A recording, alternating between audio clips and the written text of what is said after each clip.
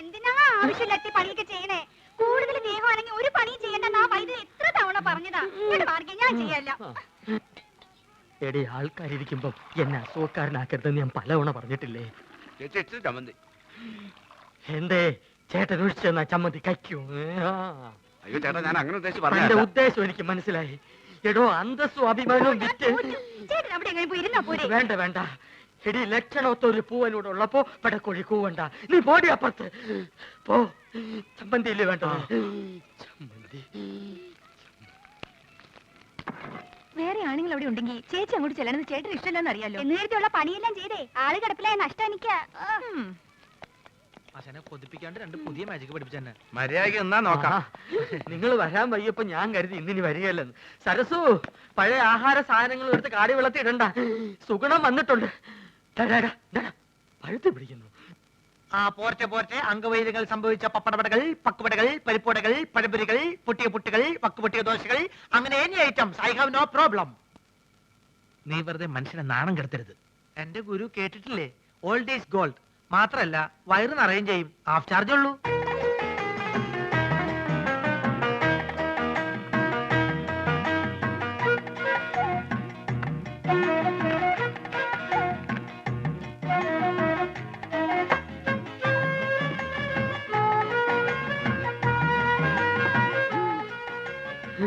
ചേച്ചി എത്രയായി? ചേച്ചിക്ക് എത്രയാവട്ടെ? ഇവിടെ ഇവിടെ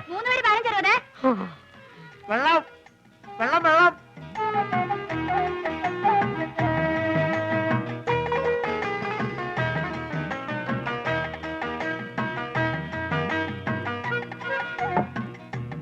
എന്റെ മാധവൻകുട്ടി, ഈ സുഗണൻകുട്ടി നിങ്ങളുടെ കൂടെ ഇല്ലായിരുന്നെങ്കിൽ ഞാനൊരു എരുമക്കുട്ടിയെ വാങ്ങിയേനെ. അല്ല, ഇവനില്ലെങ്കിൽ ഒരു പോത്തിനെ വാങ്ങുന്നു പറഞ്ഞാൽ മനസ്സിലാക്കാം. എന്തിനാ എരുമ?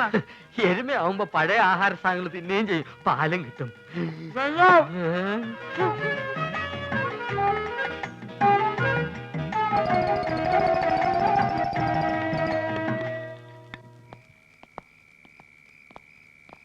ആ ബാബുവും രാജേന്ദ്രനും വീട്ടിൽ പോയപ്പോ നിനക്കൂടെ പൊക്കൂടായിരുന്നു. അപ്പൊ ആശാൻ അവരുടെ കൂടെ പോയെന്ന കുഴപ്പം? അവരെ പോലെ പൊക്കം കുറഞ്ഞു പോവാ. ഞാനൊരു 10 മിനിറ്റ് ചായക്കടയിൽ നിന്ന പ്രശ്നമായ. നിന്റെ ചായക്കടയിലുള്ള ഇരിപ്പത്ര ശരിയല്ല കേട്ടോ. അയാളൊരു വലിവ് രോഗി മാത്രമല്ല, ആ ശരീരം മുഴുവൻ സംശയമാ. ആശാൻ അതിനെ പറ്റി പേടിക്കണ്ട. എന്റെ ചാരിത്രം സൂക്ഷിക്കാൻ എനിക്കറിയാം. എന്താ പറഞ്ഞേ? ഷൂസിലാണ് കയറി ഇങ്ങോട്ട് കാണിക്കും. അല്ലെങ്കിൽ വേണ്ട, ഞാനൊരു ടോർച്ച് ഇടാൻ മറന്നുപോയി. ബാറ്ററി ഇല്ലാത്ത ടോർച്ച് എന്തിനാ കൊണ്ടു നടക്കുന്നത്? ബാറ്ററി കൊണ്ട് നടക്കണേക്കാൾ ഭേദമല്ലേ ടോർച്ച് കൊണ്ട് നടക്കുന്നത്? ആശാൻ തന്നെയല്ലേ പറയാറ് ആവശ്യമില്ലാണ്ട് കാശ് ചെലവാക്കരുന്ന്. ആ ടോർച്ചിങ് തന്നെ ബാറ്ററി ഉണ്ടോ നോക്കട്ടെ. അയ്യോ, സത്യമായിട്ട് ഇതിൽ ബാറ്ററി ഇല്ലേട്ടോ. എന്നാലേ ഒരു മാജിക്ക് കൂടി ഞാൻ ഇതിനകത്ത് ബാറ്ററി വരുത്തട്ടെ. അപ്പൊ പഴോ? എന്താ അപ്പോഴൊന്ന് ചോദിക്കാൻ വരായിരുന്നു. എന്റെ പൊന്നാശനെ, എന്നെ കുറച്ച് മാജിക്ക് പഠിപ്പിച്ചിരുന്നെങ്കിൽ ഞാനിപ്പോ ബാറ്ററിയിൽ ടോർച്ച് വരുത്തല്ലേ. നിന്നെ ഞാനൊരു ചെറിയ മാജിക്ക് ഇപ്പൊ പഠിപ്പിച്ചുതരാം. കഞ്ചക്ക് കസ്നേനെ തോന തമ്പി മകരി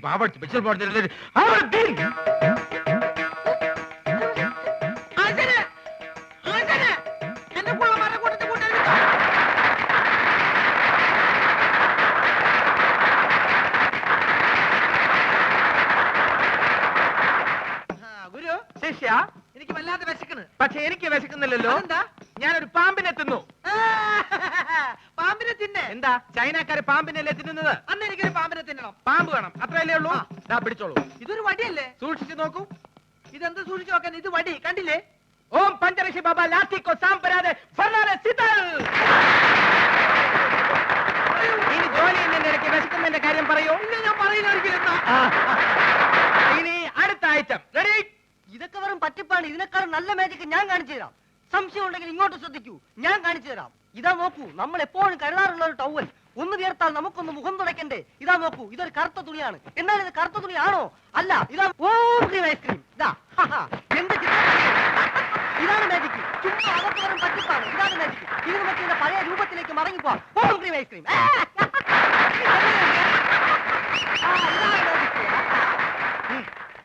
എന്താ സംശയമുള്ള ചോദിച്ചോളൂ, പറഞ്ഞുതരാം. സത്യം പറ, നീ ഒരു പെണ്ണല്ലേ? അയ്യേ, പെണ്ണോ? ഞാൻ മത്തായി, മാജിക് മത്തായി, ലോക പ്രശസ്ത മജീഷ്യൻ, PC സർക്കാരിന്റെ പ്രഥമ ശിഷ്യൻ. അത് പ്രസിദ്ധമല്ലേ? പ്രിയമുള്ളവരെ, ഇവൾ പറയുന്നത് കള്ളമാണ്. ഇവൾ ഒരു പെണ്ണ് തന്നെയാണ്. കാലി ബാബ, ശങ്കർ ബാബ,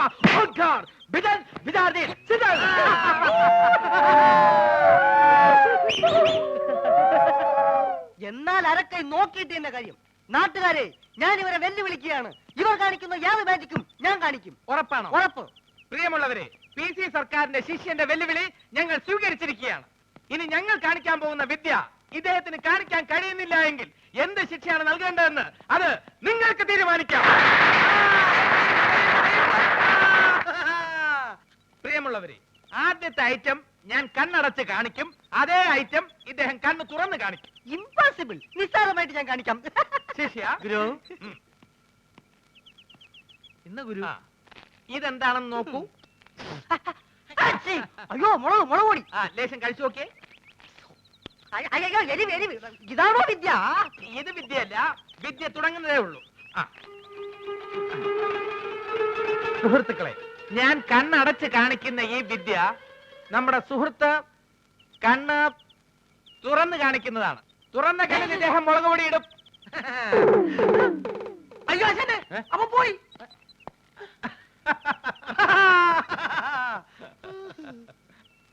ഞാൻ പറയുന്നത് പോലെ നിങ്ങൾ ഏറ്റു പറയണം. സമ്മതിച്ചോ? സമ്മതിച്ചോ. ഒരു ഉരൽ ഉരുളുമ്പോൾ പല ഉരുളുകൾ ഉരുളുന്നു. പല ഉരുള് ഒരു ഒരെണ്ണം ഉരുണ്ടു. അയ്യേ, അങ്ങനൊന്നുമല്ല. ഒരു ഉരൽ ഉരുളുമ്പോൾ പല ഉരുളുകൾ ഉരുളുന്നു. ഒരു ഉരുള് പലതവണ ഉരുണ്ടു. പലതവണ ഒന്നും ഉരുളാ ശരിയാവില്ല.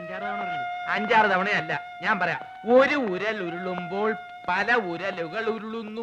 ഒരു ഉരുള് എങ്ങോട്ടാ ആശാനെ ഉരുണ്ടു പോയത്? നിങ്ങൾ ശ്രമിക്കുന്നില്ല, അതാണ് അതിന്റെ.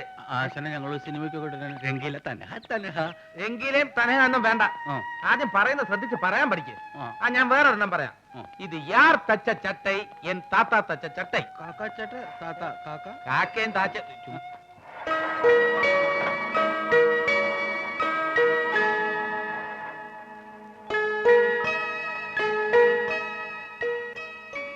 രണ്ടെണ്ണവും നിങ്ങൾ പറഞ്ഞില്ല. ഒരു ചാൻസ് കൂടെ തരാം. സൈക്കിൾ റാലി പോലെ ഒരു lorry rally. Cycle Lali lorry Lali.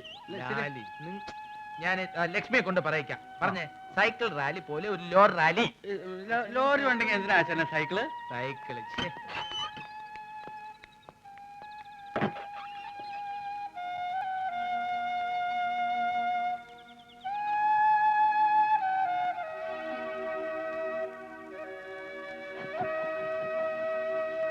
Uncle,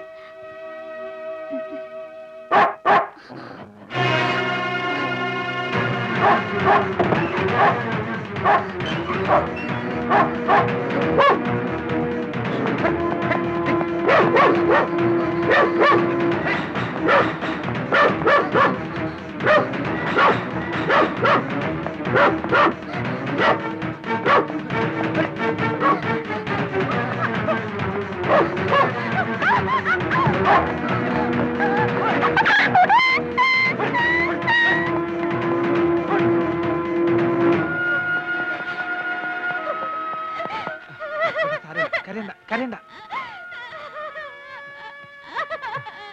ഏതാണ് ഈ ചെക്കൻ? എനിക്കറിയില്ല. എന്താണ് മോനെ എന്റെ പേര്? കരയരുത്. എവിടെയാ നിന്റെ വീട്?